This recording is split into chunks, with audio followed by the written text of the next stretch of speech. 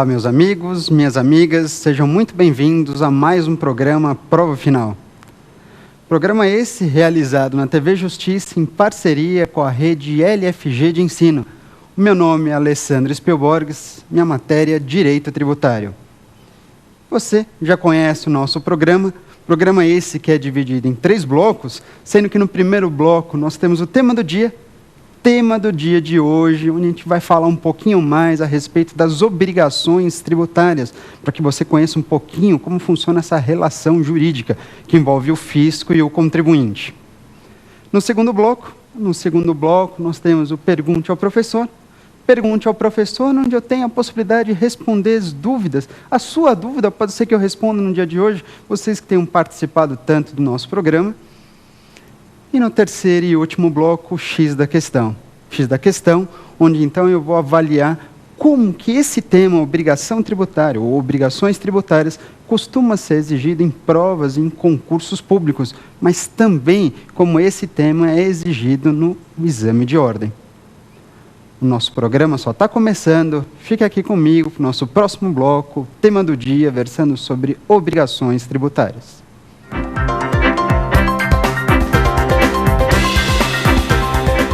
Obrigações tributárias.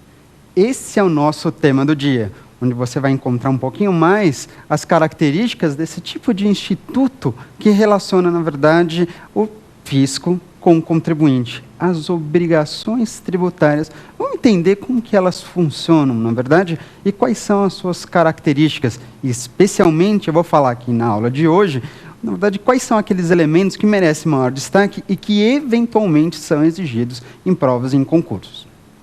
Quando você pensa numa obrigação tributária, você tem que dar um passo antes para entender como que elas se formam. Lembra que no direito tributário, tudo depende necessariamente de lei. Então, o veículo mais importante no direito tributário é sempre a legislação. Quando você pensa em lei, você lembra do seguinte, que a lei ela tem um caráter abstrato, sem dúvida nenhuma, até mesmo porque ela precisa observar o tal do princípio da isonomia. Perfeito. Portanto, se a lei ela tem esse caráter abstrato, ela apenas, portanto, descreve hipóteses. Hipóteses essas, registradas pela lei, que podem acontecer ou não.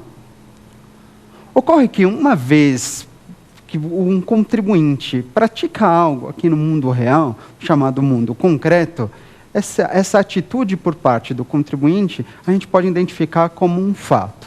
Perfeito? Então, o contribuinte, ele se valeu de um determinado ato, ele teve uma atitude, essa atitude a gente vai descrever como um fato. Ocorre que, uma vez praticado esse fato pelo contribuinte, se esse fato praticado for exatamente igual ao que está descrito na hipótese, exatamente igual ao que está descrito na lei, qual será a consequência? Neste caso, esse fato, se for igual ao que está descrito na lei, esse fato, então, irá gerar a incidência de um tributo.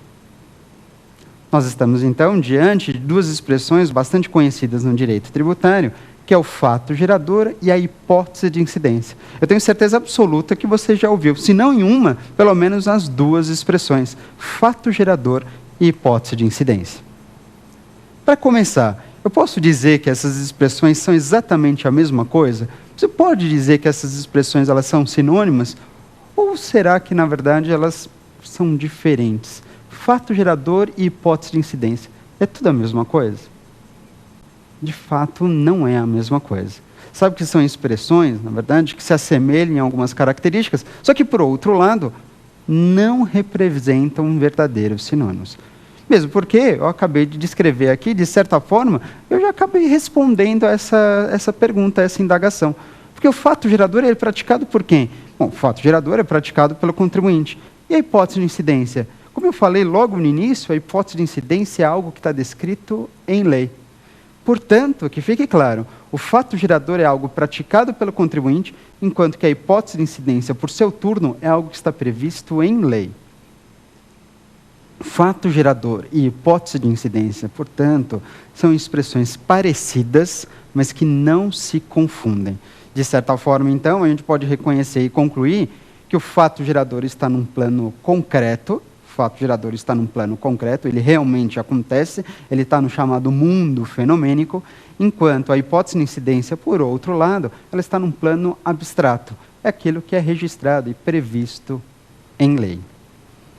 E agora, a partir do momento que aquele fato praticado pelo contribuinte, ele se encaixa perfeitamente na hipótese prevista pela lei, nós temos no direito tributário uma outra expressão bem interessante também, chamada de subsunção tributária.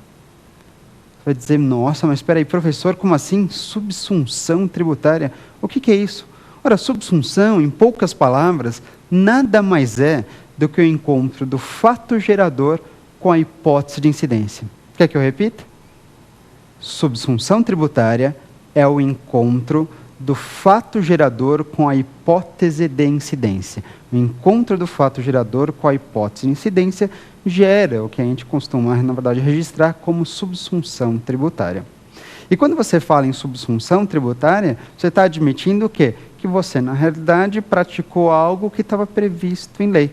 Tranquilo? Na verdade, esse raciocínio que eu estou me valendo aqui para o direito tributário é o mesmo raciocínio que você se vale quando você fala do direito penal.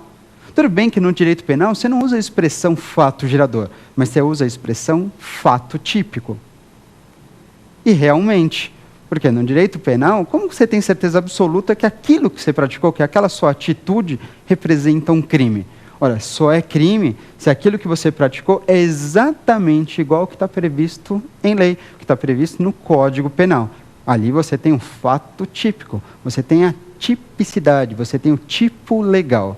Perfeito? No direito tributário é a mesma coisa, só que aqui eu estou usando uma outra expressão chamada de fato gerador. Aliás, no decorrer daqui da aula, eu vou provavelmente falar um pouquinho mais de fato gerador em vez de hipótese de incidência. Qual das expressões é a mais adequada? Não, o objetivo nesse momento não é discutir, nem é criticar nem fato gerador, nem hipótese de incidência. Mas eu vou optar por fato gerador porque é a expressão utilizada pelo Código Tributário Nacional. Quando você vai lá no artigo 114 do CTN, você observa que o CTN usou, se valeu da expressão fato gerador. Então é essa que provavelmente eu vou usar mais aqui no curso, na verdade, dessa aula. Bom, uma vez praticado o fato gerador, qual é a consequência? Se esse fato gerador é aquilo que estava previsto em lei, você praticou o fato gerador, por consequência, surgirá uma obrigação tributária. Só de praticar o fato gerador, automaticamente surge para você a obrigação tributária. Então, de fato, a obrigação tributária, ela decorre da prática do fato gerador. Verdade, você pode afirmar. Então, esse é um elemento importante. A obrigação tributária decorre da prática do fato gerador. E quando você pensa em obrigação tributária, é obrigação de quê? Que tipo de obrigação tributária nós temos? A gente consegue observar. Quando você olha o CTN, CTN, acaba sendo bastante didático nesse ponto e divide para a gente a obrigação tributária em duas grandes modalidades. Nós temos, então, dois tipos de obrigação tributária. Uma que eu vou identificar como obrigação tributária principal e a outra como obrigação tributária acessória. Isso mesmo, dois tipos de obrigação. Uma obrigação que é principal e outra obrigação que é acessória. Daí, nesse ponto, inclusive, você deve estar lembrando, mas é uma divisão muito próxima do direito civil, não é a mesma coisa? Bom, de fato, você pode usar o direito civil para, na verdade, trazer algumas semelhanças e entender esse instituto. Obrigação tributária, dividida, então, em duas modalidades, essa vai ser a nossa primeira análise. Obrigação principal e obrigação acessória. Se eu vou lá para o direito civil, lá para o Código Civil, o próprio Código Civil, ele costuma classificar as obrigações de acordo com o tipo de prestação que você realiza. Não é verdade? Mas, de fato, o direito civil ele fala assim, olha, realmente você pode ter prestações de fazer, prestações de não fazer, prestações de dar. Não é isso? Você tem vários tipos de prestação. De fazer, de não fazer, prestação de dar. Tudo bem. E de acordo com o tipo de prestação que você realiza, você acaba se deparando com um tipo de obrigação.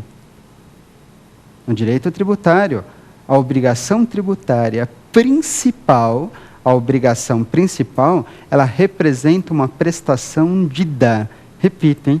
A obrigação principal representa uma prestação de dar. Aí você vai me dizer, mas dar o quê? Dar o dinheiro em pagamento. Entregar o dinheiro em pagamento. A partir do momento que você cumpre uma obrigação principal, isso significa dizer que você está entregando o dinheiro em pagamento.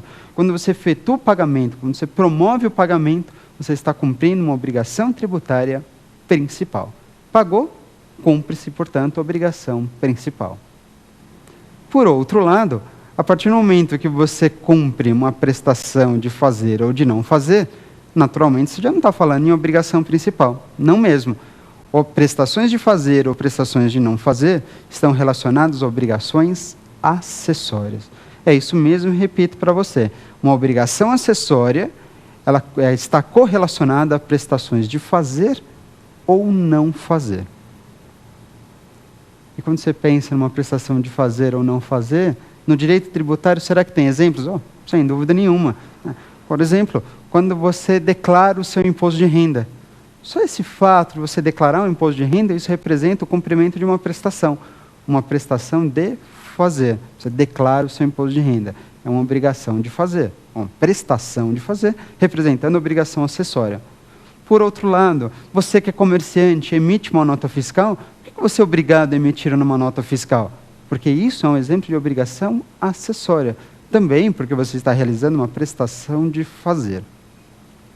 Se você estiver pensando em algum exemplo de prestação de não fazer, existe também.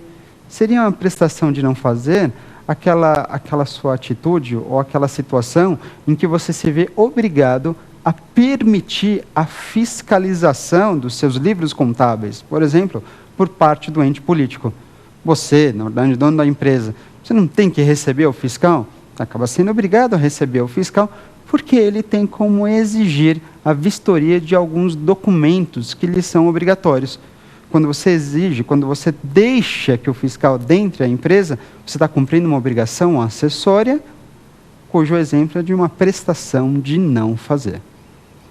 Portanto, ficou claro. Nós temos dois tipos de obrigação tributária. Uma que é principal e outra obrigação que é acessória. A obrigação principal representa o pagamento, afinal de contas ela está relacionada a uma prestação de dar, enquanto a obrigação acessória, ela representa uma prestação de fazer ou não fazer.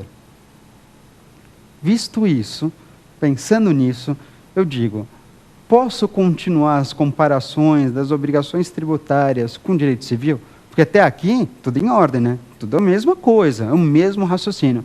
Posso continuar? Bom, olha, se você continuasse esse raciocínio, fazendo essa comparação com o direito civil, você vai lembrar que no direito civil, a obrigação acessória acompanha a principal. Não é isso? De fato, a obrigação acessória acompanha a principal. E no direito civil, portanto, se você, na verdade, não tem mais obrigação principal, o que acontece com a acessória? Desaparece a acessória. Não é assim? Verdade. Então, se a acessória acompanha a principal e você deixa de ter a principal, portanto, você não tem mais obrigação acessória. É assim que funciona perfeitamente no direito civil. No direito tributário, é assim também que eu devo raciocinar? No direito tributário é um pouquinho diferente. No direito tributário, anotem, no direito tributário, as obrigações principal e acessória, elas são independentes. No direito tributário, a obrigação principal não está subordinada à acessória e vice-versa. Ou seja, a acessória não está subordinada à principal. No direito tributário, então, é diferente do que ocorre no direito civil. Isso significa dizer, portanto, que no direito tributário, ainda que você não tenha que cumprir com a obrigação principal, mesmo assim você precisa ficar atento à obrigação acessória. Peraí, professor, como é que é? Dá para repetir? Vou repetir. No direito tributário, a obrigação principal não depende da acessória, e a acessória não depende da principal. O que significa dizer que no direito tributário, mesmo que você não tenha que cumprir com a obrigação principal, ainda assim você deve observar a obrigação acessória. Como assim? Mas tem um exemplo para ilustrar isso? É claro que tem. Imagine a seguinte situação, onde você, por algum motivo, tem uma imunidade. Bem, você possui uma imunidade por alguma característica pessoal. Você está imune. Tudo bem? Aliás, esse é um exemplo talvez mais específico. Imagina uma entidade assistencial sem fins lucrativos. Entidade assistencial sem fins lucrativos. Ela goza de imunidade, certo? E, portanto, se ela tem uma imunidade, neste caso, uma entidade assistência social sem fins lucrativos estará livre da exigência e do pagamento, portanto, de impostos. Uma entidade de assistência social está imune a impostos? Tá. Ela tem que pagar os impostos? Não, não tem que pagar os impostos. E, portanto, se não tem que pagar os impostos, ela, portanto, não precisa cumprir com a obrigação principal. Tá, mas aí eu pergunto, a principal ela não tem que cumprir. Mas e a acessória? A acessória ela precisa cumprir. Uma entidade de assistência social sem fins lucrativos, nesse exemplo que eu estou ilustrando, não tem que pagar os impostos, de fato, isso você pode assinar embaixo. Agora, isso não significa dizer que ela está, na verdade, dispensada do cumprimento de obrigações acessórias, porque não está. Uma entidade de assistência social, ela tem que manter livros contábeis devidamente registrados, ela deve manter escrituração contábil regular. Uma entidade imune como essa, precisa cumprir obrigações acessórias? Acessórias precisa, mas a principal? A principal não, porque ela está imune, portanto, livre da incidência, neste exemplo, de impostos. Portanto, isso é algo curioso, mas é bom você deixar bem claro que no direito tributário, ainda que você não tenha que cumprir com a obrigação principal, subsiste a obrigação acessória. Bem, e aí eu pergunto, vou imaginar que você acabou se equivocando, às vezes acontece, e você achou que já que não tinha que pagar o tributo, você estaria livre da acessória. Você se equivocou, porque eu acabei de falar que não, que mesmo que você não tenha que pagar, você tem que cumprir com a obrigação acessória. Mas vamos imaginar que você não cumpriu com a obrigação acessória. O que vai acontecer? Se você não cumprir com a obrigação acessória, naturalmente você acaba sendo o quê? Autuado. Afinal de contas, se você descumpre uma obrigação, ainda que seja acessória, ela continua sendo obrigação. E a obrigação está sempre prevista em lei. Se você descumpre a previsão legal, você é autuado. Mais do que isso, vai vir uma autuação com imposição de multa. E eu pergunto para você, neste caso, o que você faz com essa multa? O que você faz para liquidar com essa multa? Ué, se você receber uma multa e você pretende liquidar, você vai ser obrigado a pagar. E eu pergunto, e o pagamento? O pagamento é que tipo de prestação? Pagamento é um exemplo de prestação de dar. E prestação de dar é uma obrigação principal. Ora, eu estou querendo dizer para vocês o seguinte, que a partir do momento que a obrigação acessória não é cumprida, quando você não tem o cumprimento da obrigação acessória, ela será convertida em obrigação principal. Vou repetir. Uma vez descumprida a obrigação acessória, ela será convertida em obrigação principal no que tange à penalidade pecuniária. Uma vez descumprida a acessória, ela é convertida em principal em relação à penalidade pecuniária. Esse tipo de raciocínio pode nos levar a uma pergunta. Aliás, uma pergunta que eu vou fazer para vocês agora. Quando você realiza o pagamento de um tributo? Você pagou o tributo, certo? Joia. Você está cumprindo que tipo de obrigação?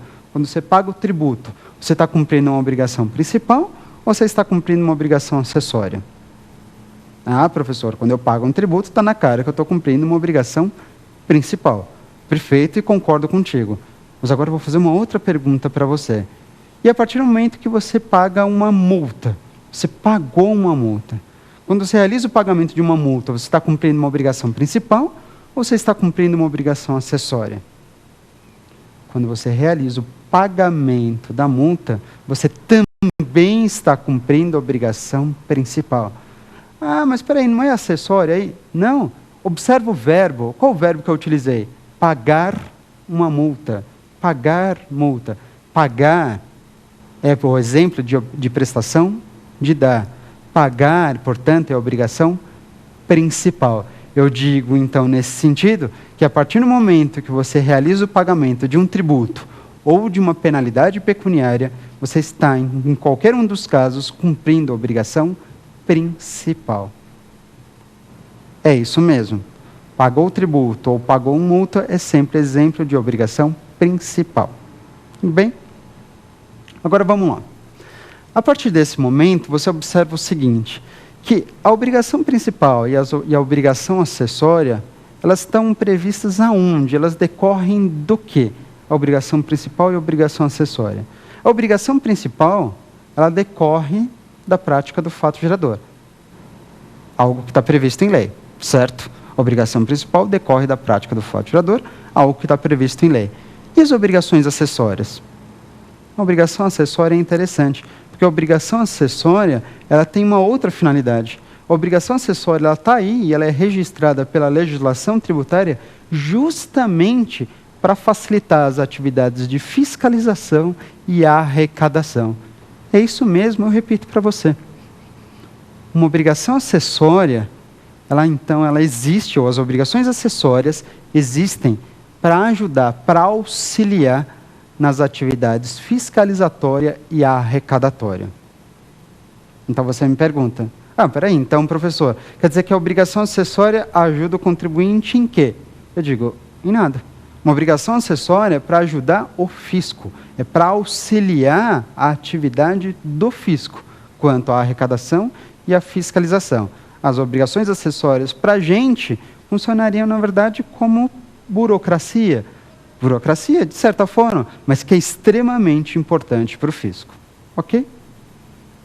Só que agora, na verdade, quando você se depara com esses dois tipos de prestação, dois tipos de obrigação, principal e acessória, dá a margem a entender nesse primeiro momento, e talvez seja só isso que você precisa saber sobre a obrigação.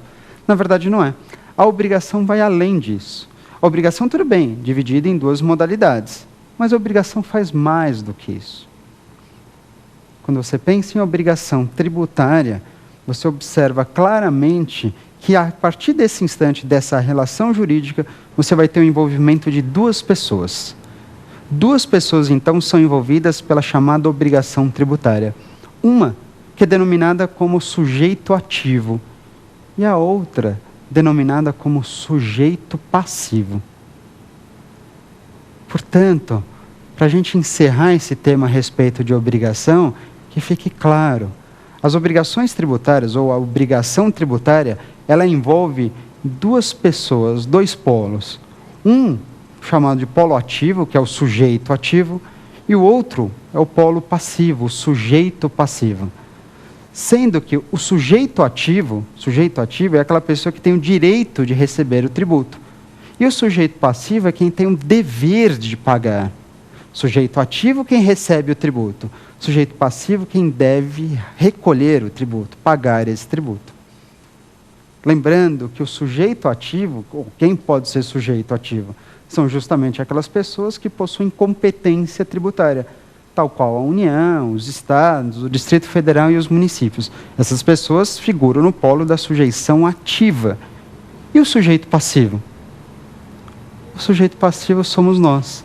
Na verdade, o sujeito passivo pode ser tanto o contribuinte, aquele que praticou o fato gerador, como uma outra pessoa chamada de responsável, que é aquela pessoa que, embora não tenha praticado o fato gerador, está relacionada com esse fato gerador, pelo menos indiretamente relacionada. Duas pessoas, então, figuram no polo da sujeição passiva. Uma é o contribuinte, você que prestou serviços, circulou mercadorias, auferiu renda, e o outro é o responsável.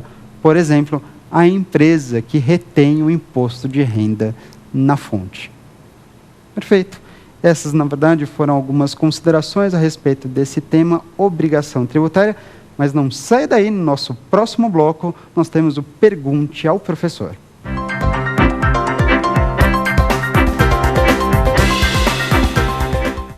Voltamos, então, meus amigos, para o nosso segundo bloco, Pergunte ao Professor. Vamos lá, então, na verdade, passar a avaliar quais são essas nossas dúvidas espalhadas pelo país afora. Lembrando que você pode participar exatamente desse bloco. Envie suas dúvidas para o e-mail provafinal@lfg.com.br. E mais ainda, se você quiser, você pode verificar esse conteúdo e tantos outros no nosso site, o www.lfg.com.br. Vamos então começar com as nossas perguntas e verificar se de repente não é a tua pergunta que eu vou responder aqui, a sua dúvida. Vamos lá? Nossa primeira pergunta. Professor, todas as obrigações tributárias estão previstas em lei? Obrigações tributárias, a pergunta foi bem objetiva. Será que todas estão previstas em lei realmente? A pergunta é boa e dá vontade de responder. Tenho que admitir, num primeiro momento, se você fosse responder, você mesmo fosse responder, dá vontade de responder que sim, que é verdade, que as obrigações tributárias estão todas previstas em lei? De certa forma, mas não são todas. A pergunta é um pouquinho aberta, porque quando ela falou sobre obrigações tributárias, que tipo de obrigação tributária será que ela está se referindo? A obrigação principal ou será que é a obrigação acessória? Bom, o fato é o seguinte, que a pergunta foi genérica. Todas as obrigações tributárias, leia-se, será que todos os tipos de obrigação tributária estão previstos em lei? Cuidado, porque a resposta é não. Não são todas as obrigações tributárias que estão previstas em lei. Você pode admitir, e aí eu reconheço, que as obrigações tributárias, a obrigação tributária principal, essa depende de lei. Necessariamente de lei. Sempre por lei. Então você marcou? Obrigação tributária principal sempre depende de lei. A principal, sem dúvida, sempre por lei. Mas e a acessória? A obrigação tributária acessória, segundo o CTN, olha que curioso, de acordo com o CTN, as obrigações tributárias acessórias, elas estão previstas na legislação tributária. E aí, será que eu falei algo diferente? Ou será que eu só repeti o que eu tinha acabado de informar para vocês? De acordo com o CTN, as obrigações tributárias acessórias estão previstas na legislação tributária. O que você acha disso? Será que é uma repetição? Será que então quer dizer que as obrigações tributárias acessórias também estão previstas em lei? As acessórias podem ser previstas em lei. Só que quando o CTN informou que as obrigações tributárias acessórias elas estão previstas na legislação tributária, cumpre a nós verificar o que é legislação tributária. Eu tenho que admitir que uma obrigação tributária ou acessória, já que está prevista em na legislação tributária, você pensa, legislação tributária é só lei? Não é só lei. É claro que lei faz parte da legislação tributária, mas a legislação tributária não para por aí. A legislação tributária, também essa resposta trazida pelo CTN, a legislação tributária comporta lei, mas também tratados e convenções internacionais, decretos e ainda normas complementares. Portanto, você observa que a legislação tributária vai muito além da lei. O que significa dizer, então, que uma obrigação acessória ela pode estar prevista em qualquer um desses veículos normativos que representam a legislação tributária. Um desses veículos que fazem parte da legislação tributária, que eu acabei de citar para vocês, qual que é? Decreto. E eu pergunto para você, decreto é lei? Decreto não é lei. Decreto é um exemplo de uma norma infralegal. Portanto, espera um pouquinho. Isso quer dizer que uma obrigação acessória pode ser prevista por decreto? Eu digo, sim, pode ser prevista por decreto. Uma obrigação acessória pode ser prevista por decreto. E já que o decreto é um tipo de legislação infralegal, então, realmente, respondendo à dúvida aqui da nossa colega, nem todas as obrigações tributárias dependem de lei. As obrigações principais, ou a obrigação principal, sempre depende de lei. A principal é sempre por lei, mas a acessória, ou as obrigações acessórias, podem ser previstas por legislação infralegal, portanto, por exemplo, por decreto. Ok? Vamos partir para a nossa segunda pergunta? Professor, o meu pai ele permaneceu isento do imposto de renda por muitos anos e agora ele foi multado por descumprir a obrigação tributária. Isso está correto? Bom, olha só. Ele disse o seguinte, que o pai dele, um caso interessante, provavelmente um caso prático mesmo, ele estava isento ao pagamento do imposto de renda. nunca pagou o imposto de renda. Só que, pelo visto, recentemente, acabou recebendo uma notificação de lançamento por parte do fisco. Na verdade, uma autuação, né, por descumprir uma obrigação tributária. Pode acontecer isso de fato ou não? Afinal de contas, o pai do nosso colega não estava isento ao pagamento do imposto de renda? Estava. E quando você pensa isento ao pagamento do imposto de renda, significa que ele não precisava pagar o imposto de renda. Quer dizer, estava livre da incidência do imposto de renda. Mas mesmo assim ele foi autuado. Por que será? Bom, olha só. Na verdade, eu acabei dispondo um pouquinho sobre isso aqui, sim, logo no nosso primeiro bloco. Quando eu falei que a obrigação tributária acessória, ela não depende da obrigação tributária principal. Você lembra disso? A acessória não depende da principal. O que significa dizer que mesmo que você não tenha que cumprir com a principal, o que acontece? Ainda assim subsiste a obrigação acessória. Lembrou? Pois é. Em razão disso, o que ocorre? O pai do nosso amigo ali estava isento ao pagamento do imposto de renda. Não tinha que cumprir com a obrigação principal. Mas, por todos esses anos que se passaram, ele provavelmente tinha que cumprir obrigações acessórias. E aí eu digo, ainda que ele não tenha citado, provavelmente foi isso que aconteceu. Ele deve ter deixado de cumprir uma obrigação acessória.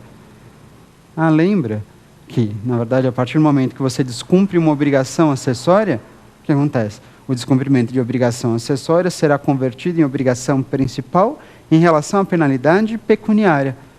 Ou seja, ainda que você esteja isento a um determinado tributo, você precisa ficar de olho nas obrigações acessórias. Não pense que você está livre das obrigações acessórias. Isso seria muito bom, mas não está. Você pode estar livre do pagamento do tributo, que convenhamos, já é um ótimo, um grande benefício. Mas ainda assim, você deve ter atenção às obrigações acessórias, pois caso elas deixem de ser cumpridas, você pode sim ser autuado, você pode ser multado. Nessa situação, ele provavelmente deixou de declarar o imposto de renda dele, deixou de prestar alguma informação, e ele acabou sendo notificado realmente por parte do fisco, e veio, portanto, a obrigação para pagar essa multa. Ok? Vamos partir agora para a nossa terceira pergunta.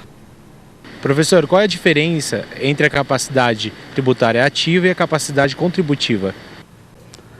Olha, a diferença, pergunta, entre capacidade tributária ativa e capacidade contributiva. Bom, é interessante essa pergunta porque, embora rimem essas expressões, elas não devem ser confundidas mesmo. Uma coisa é capacidade tributária ativa, e outra, completamente dissoante a isso, né, distante disso, é a capacidade contributiva. Quando a gente fala em capacidade tributária ativa, quando eu falei de capacidade tributária ativa aqui com vocês no primeiro bloco, vocês lembram o quê? Que a capacidade tributária ativa, de certa forma, capacidade tributária ativa, ela representa a possibilidade de fiscalizar e arrecadar tributos. Lembra? Olha que interessante. Capacidade tributária ativa. É a possibilidade que uma pessoa de direito público pode vir a receber para arrecadar e fiscalizar tributos. Opa, peraí, então. Quem possui capacidade tributária ativa? Na verdade, quem pode receber a capacidade tributária ativa? De acordo com o CTN, pessoas de direito público. Bem, podem vir a receber capacidade tributária ativa, desde que outorgada por um ente político competente. Perfeito. Então, capacidade tributária ativa é a possibilidade de fiscalizar e arrecadar tributos. E mais, de ficar com todo o dinheiro arrecadado para usar em benefício próprio. Tranquilo? Um exemplo claro nessa situação, onde você tem capacidade tributária ativa, se daria na situação do ITR, do Imposto Territorial Rural. É um imposto de competência da União, certo? O ITR, de competência da União. Mas, apesar disso, o ITR pode vir a ser arrecadado pelos municípios. Mas então a competência é transferida para os municípios? Não. A União estará delegando apenas, transferindo apenas a capacidade tributária ativa. Já quando você pensa em capacidade contributiva, capacidade contributiva é justamente a sua capacidade econômica de contribuir, de pagar impostos para o fisco. Será que todo mundo tem capacidade contributiva? Nem todos têm capacidade contributiva. Mas a capacidade contributiva está relacionada justamente ao seu poder de riqueza, ao seu poder, à sua capacidade econômica de contribuir com o fisco. Tá? Então, enquanto a capacidade contributiva está mais relacionada a quem deve pagar o tributo, a capacidade tributária ativa, por outro lado, está relacionada àquela pessoa que tem a possibilidade de arrecadar o tributo. Portanto, você observa, então, que são, na verdade, elementos completamente opostos. Capacidade tributária ativa e capacidade contributiva. Vamos para mais uma pergunta? Vamos lá. Professor, até o mês passado, minha empresa pagava os tributos utilizando uma única guia de recolhimento. Mas agora o fisco exige o preenchimento de mais 3 guias. A empresa é obrigada a atender essa nova exigência? Olha, ele deve estar preocupado mesmo. Porque, na realidade, ele está dizendo o seguinte, que ele cumpria algumas obrigações acessórias, preenchimento de guias. Na verdade, ele só tinha uma obrigação acessória para cumprir, segundo ele mostrou aqui para a gente. Ele preenchia uma guia para recolher o tributo que era de sua competência, na verdade, que é de sua obrigação, de sua responsabilidade. Acontece que ele acabou de ilustrar para a gente que provavelmente houve alguma alteração na legislação, informando que agora não basta preencher uma única guia, mas que, na realidade, para pagar aquele mesmo tributo, ele precisa preencher 2 novas guias, totalizando 3 guias. A dúvida dele é bastante pertinente, porque ele quer saber, afinal de contas, está certo isso? Agora ele vai ter que cumprir essas novas exigências? Ou será que ainda vale a exigência do passado? Vamos imaginar que ele tenha praticado o fato gerador, ele tenha circulado mercadoria, prestado serviços, enfim, né? No passado, no mês passado, quando era apenas uma guia. Só que para recolher esse tributo referente ao fato gerador que ele praticou no mês passado, ele tem que preencher as guias hoje. E hoje, a legislação foi alterada, exigindo não mais uma única guia, mas 3 guias.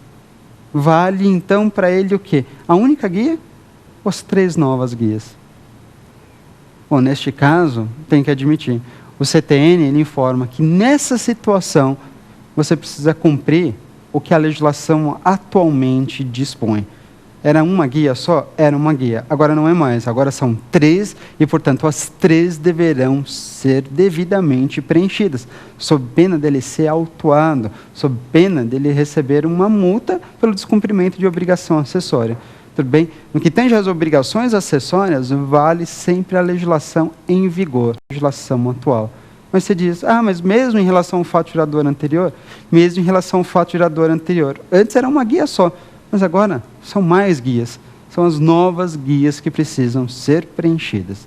Tudo bem? Precisa ficar de olho, porque as obrigações acessórias costumam, na verdade, ter uma flexibilidade bastante grande. Tudo bem? E isso por quê? Porque o fisco quer mais e mais fechar o cerco, de certa forma, né? Avaliando a melhor maneira que ele tem para fiscalizar e arrecadar os tributos. E é assim mesmo que funciona. Portanto, para o nosso colega que perguntou dessa situação da empresa, se ele preenche 1 ou 3 guias, não tem jeito, 3 guias devem ser preenchidas. Ok? Vamos partir para mais uma pergunta? Professor, é verdade que se uma entidade imune deixar de cumprir uma obrigação acessória, o benefício pode ser suspenso? E aí, então, olha só, uma entidade imune, se deixar de cumprir uma obrigação acessória, pode perder o benefício? Na verdade, ele fez uma pergunta um pouquinho diferente, né? Disse, perder talvez seja muito forte essa expressão, mas será que o benefício ele pode ser suspenso? Bom, olha só. Quando a gente pensa numa entidade imune, seja ela de assistência social, seja uma entidade educacional, por exemplo, essas 2, sem fins lucrativos, lembra que eu disse para vocês anteriormente? Lembra? No primeiro bloco, cheguei a comentar rapidamente sobre isso, de entidades que gozam de imunidade, ou, especialmente, de pessoas que, por um motivo ou por outro, não estão, na verdade, obrigadas a pagar um determinado tributo. O que acontece? Se eu não estou obrigado a pagar um determinado tributo, isso está claro. Significa dizer, portanto, que você estará livre do cumprimento de uma obrigação principal, certo? fechado, tranquilo. Ah, que ótimo, que alívio. Eu não preciso pagar o tributo. Você não tem que cumprir com a obrigação principal. Mas e a acessória? A acessória você vai ter que cumprir. Lembre, você tem que cumprir a obrigação acessória sem dúvida nenhuma. Ah, mas a principal não tem. Ah, mas no direito tributário a acessória não depende da principal. E, portanto, você tem que ficar atento à obrigação acessória. Mas se eu não cumprir a obrigação acessória, no caso de uma entidade imune, o que acontece? Nos casos específicos de uma entidade de assistência social sem fins lucrativos ou de uma entidade educacional também sem fins lucrativos, essas pessoas, primeiro, elas precisam observar algumas condições, alguns requisitos para manter ou para assegurar esse benefício, para assegurar essa imunidade. E que requisitos ou que condições são essas? São condições previstas na legislação complementar, neste caso lá no artigo 14 do CTN, que ele diz que entidades de assistência social ou de educacionais sem fins lucrativos, elas, por exemplo, elas podem ter lucro, sem dúvida nenhuma. Só o que elas não podem fazer é distribuir esse lucro, ou seja, o dinheiro conquistado por entidades imunes como essas deve ser aplicado às suas finalidades essenciais. Além disso, essas mesmas entidades, elas, ao aplicar esse dinheiro, devem aplicar esse dinheiro aqui em território nacional. Elas não podem enviar esse dinheiro para o exterior. Elas não querem manter a imunidade? Então, me parece bastante justo que todo esse dinheiro seja aplicado aqui no país. Mas tem um terceiro elemento bastante interessante. Que elemento é esse? É aquele que diz que entidades como essas precisam, além de cumprir os dois requisitos anteriormente citados, elas precisam manter livros contábeis devidamente registrados. Tá? Na verdade, o CTN informa que entidades de assistência social, entidades educacionais sem fins lucrativos, deverão manter escrituração contábil regular. Escrituração contábil regular. Tá. E para que isso? Para que serve mesmo uma obrigação acessória? Para quê? É para ajudar a vida de quem? Do contribuinte? Do responsável? Não, do fisco. Portanto, ele tem que cumprir a obrigação acessória. Mas se não cumprir, ou melhor, para que cumprir? Neste caso, eu te dou um bom motivo. Ou melhor, tem um motivo que você não gosta muito, mas você tem que reconhecer que existe, que é o cumprimento de obrigação acessória justamente para ajudar o fisco nas atividades de fiscalização e arrecadação. Mas tem um outro grande motivo para você cumprir com esse tipo de obrigação acessória. Qual é? É que se por acaso essas entidades não observarem esse tipo de requisito, a imunidade que elas possuem, o benefício que elas possuem será simplesmente suspenso. Portanto, de fato, o nosso colega tem razão quando diz que uma entidade imune pode ter seu benefício suspenso. Eu digo, pode, a partir do momento que ele deixa de cumprir aqueles requisitos previstos na legislação complementar. Ah, isso vale só para a obrigação acessória? Não. Lembra que eu falei? 3 requisitos. Primeiro, não pode distribuir o lucro. Segundo, dos requisitos, todo o dinheiro aplicado aqui em território nacional. E o terceiro e último requisito, manter escrituração contábil regularizada. A partir do momento que qualquer um desses 3 requisitos deixa de ser observado, a imunidade simplesmente será suspensa. Ele não perde a imunidade, mas a imunidade é suspensa. Ou seja, ele passa a recolher os tributos tranquilamente a partir daquele instante. Entretanto, ele pode voltar a cumprir os requisitos. E uma vez cumpridos os requisitos, retorna a imunidade também para ele. Perfeito. Aqui, então, foram algumas dúvidas. Espero que estejam as suas dúvidas também. Tenha auxiliado você a entender um pouquinho mais sobre a obrigação tributária. Mas é mais um pouquinho, fica aqui comigo. Nós temos no nosso próximo bloco o X da questão para verificar como que a obrigação tributária é exigida em provas e concursos, mas especialmente no exame da ordem. Fica aí comigo, é só mais um instante.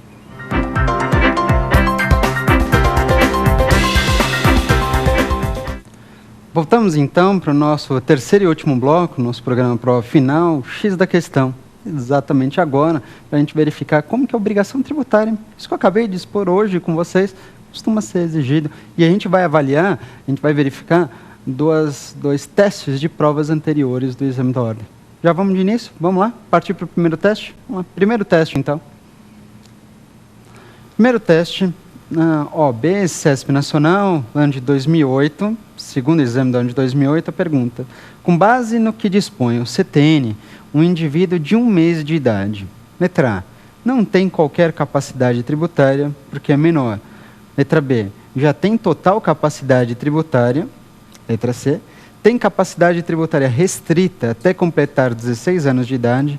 Ou letra D, tem capacidade tributária restrita até completar 18 anos de idade. E aí, o que vocês acham aqui, na verdade, dessa perguntinha a respeito de capacidade tributária passiva? É diferente. Lembra, até então, a gente chegou a comentar aqui sobre capacidade tributária ativa, capacidade contributiva, mas esse teste está questionando sobre capacidade tributária passiva. Eu pergunto para vocês, antes de a gente voltar no teste, quem possui capacidade tributária passiva? E aí, quem está sujeito ao pagamento de tributos, sujeito à incidência de tributos, de impostos, taxas ou contribuições? Pergunto, para você pagar um imposto de renda é preciso o quê? Que você tenha praticado o seu fato gerador, que você tenha oferido renda.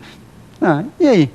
Será que a capacidade tributária passiva depende, por exemplo, da capacidade civil das pessoas? E aí? Vamos imaginar que uma criança tenha recebido uma herança. Estará ela sujeita ao pagamento do imposto incidente sobre essa herança? O ITCMD, por exemplo? Ou então vamos imaginar que um imóvel foi doado, na verdade, a uma pessoa que tem alguma restrição quanto à prática de atos civis. Será que isso impede a sua capacidade tributária passiva ou não? É algo interessante, mas o CTN diz que a capacidade tributária passiva, ela independe da capacidade civil das pessoas. A capacidade tributária passiva, ela independe da pessoa ter alguma restrição quanto a alguma prática no exercício profissional, por exemplo, comercial ou mesmo civil, como também a capacidade tributária passiva, ela independe de que a empresa esteja regularmente constituída. Portanto, olha só, resumindo, eu digo para vocês, a capacidade tributária passiva, ela independe, em relação às pessoas físicas, da capacidade civil ou dela ter alguma restrição comercial, profissional ou mesmo civil. Em relação à pessoa jurídica, em relação às empresas, a capacidade tributária passiva não depende dessa empresa estar regularmente constituída.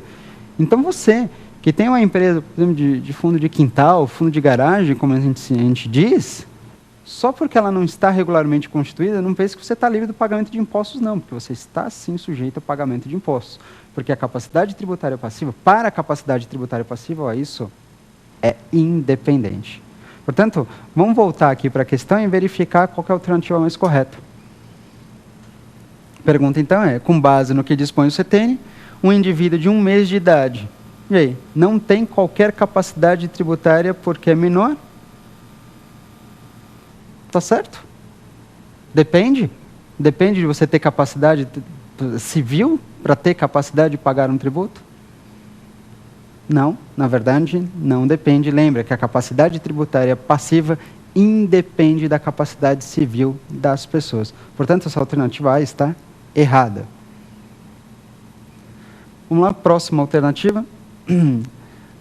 Um indivíduo de 1 mês de idade já tem total capacidade tributária. E aí, gente? Um indivíduo de 1 mês de idade, 1 mês só, já tem total capacidade tributária? Olha, sem dúvida nenhuma, um indivíduo de 1 mês de idade já tem total capacidade tributária passiva. Por quê? Lembra que a capacidade tributária passiva independe da capacidade civil das pessoas. Portanto, a alternativa B, essa está perfeita, é a alternativa mais adequada nesse teste. Capacidade tributária passiva independe da capacidade civil das pessoas. A alternativa B está perfeita. Vamos lá então, vamos partir para o nosso próximo teste. Os demais alternativas aqui são próximos a essa que a gente já tinha ilustrado. Vamos para o próximo teste verificar um pouquinho mais sobre obrigação tributária.